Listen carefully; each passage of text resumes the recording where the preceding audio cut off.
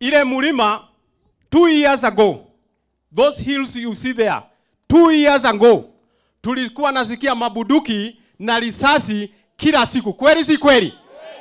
Nakumbuka hapa kwa gate, kuna ng'ombe zilikuwa na kunywa maji kwa hii dam.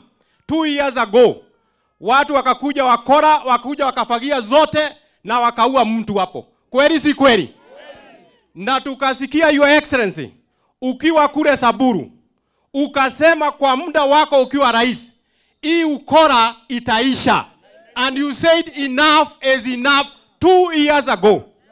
Your Excellency, I want to confirm to you, kwa sababu uliambia jeshi na polisi ya kwamba hiyo upuzi ya Badete lazima iishe. Na kuambia sasa wazee walikuwa wanalala nje, wamama wanalala kwa nyumba. Nimesikia ripoti sasa hapa watoto wameongezeka, kwa sababu wazee wamerudi nyumbani. Kweli si kweli?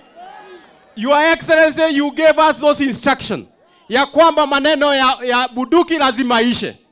Pia ukapatiana maneno ya mashule lazima ifanywe. Tumefanya hatujafanya? Rais amefanya hajafanya?